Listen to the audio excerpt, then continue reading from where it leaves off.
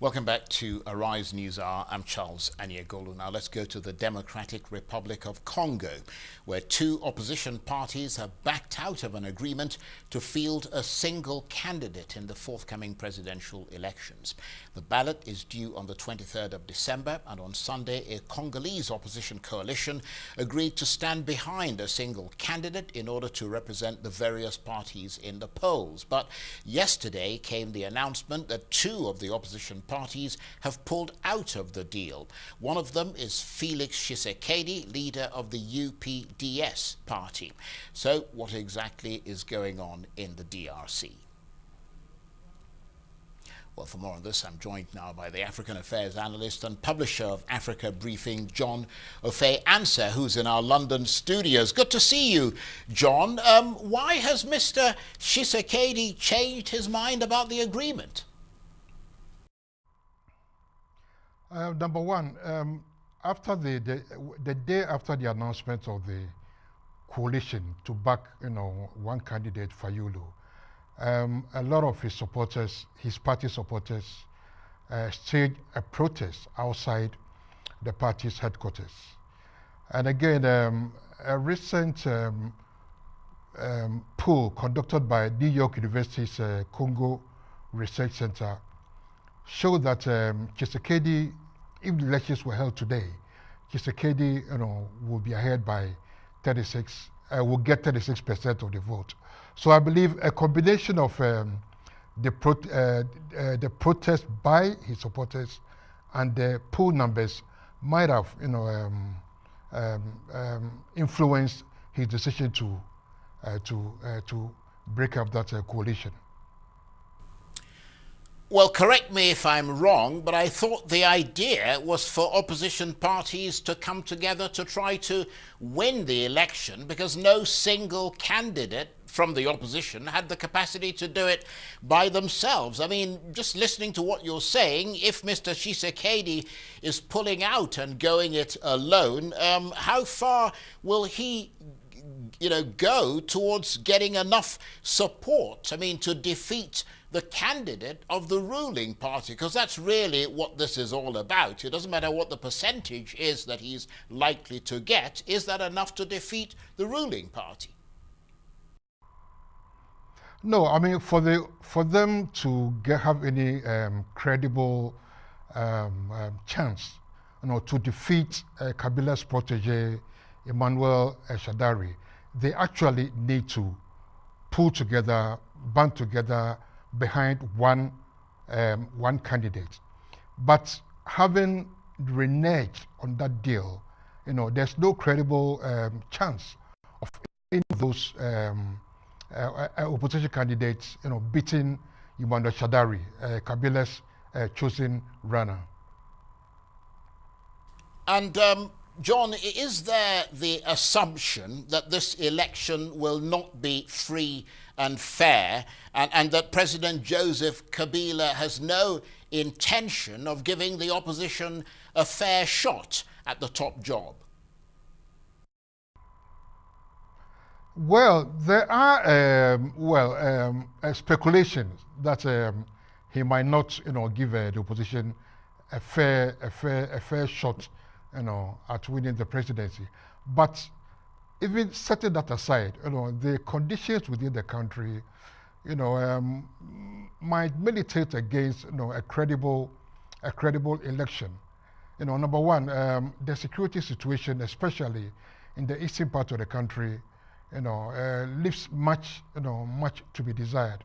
You have armed rebel groups, attacking government troops, attacking civilians, and attacking UN peacekeepers, in the eastern part of the country. Coupled with that, there's that Ebola epidemic, ravaging parts of the country.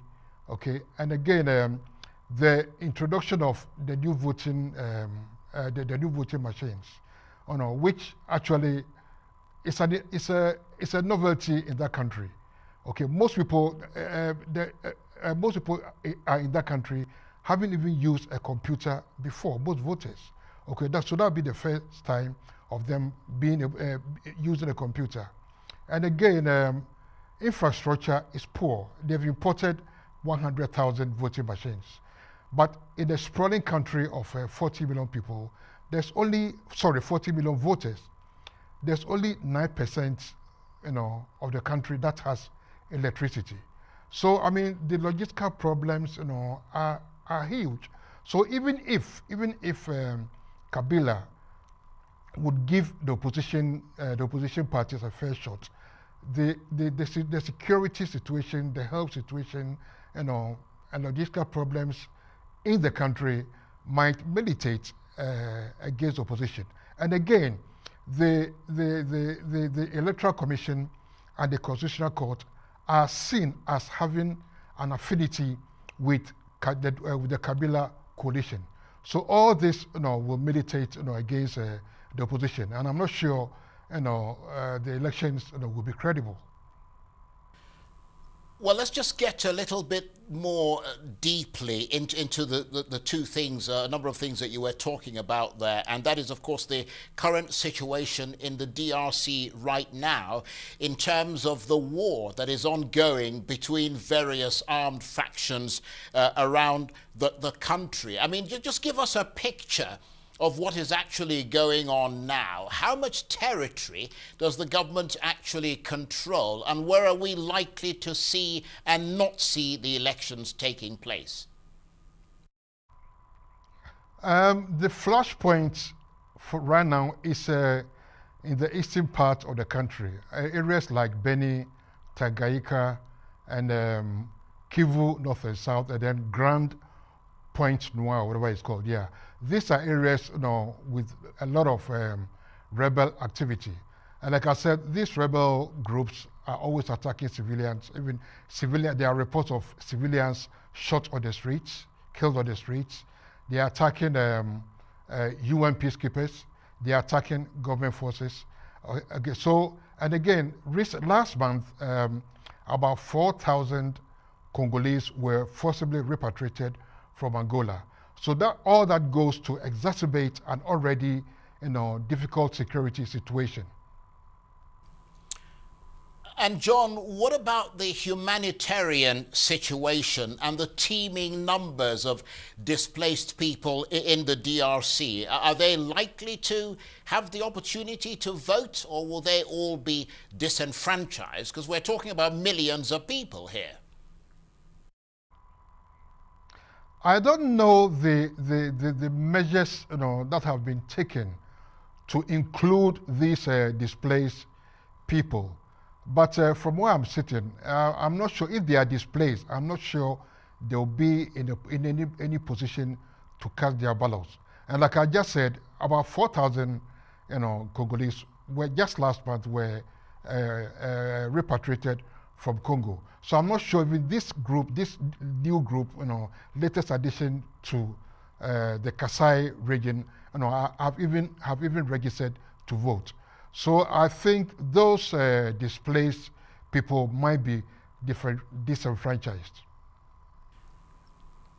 And of course, John, in addition to the challenging security and humanitarian situation, which you pointed out very clearly there, you've also got, as you mentioned earlier, the Ebola outbreak. What's happening with that? Is that on the increase? Because I've heard it said that this could possibly be the worst attack of Ebola that the DRC has seen. And that's a country that has had several altercations, if you like, several outbreaks of Ebola there. Yes, according to reports, Richard, as the epidemic is on the increase, and again, the demographic most affected by this epidemic is are the women. Okay, and again, the appalling security situation is preventing both the health professionals, to penetrate enough, to offer any assistance that they could. So the situation is not getting any better. We really appreciate your insight here. Very, very interesting analysis. John Ofe-Ansah is, of course, the African Affairs analyst and publisher of Africa Briefing, who was talking to me there from our studios in London. You're watching Arise News Hour. Plenty more still ahead, including the day's main business stories. Stay with us.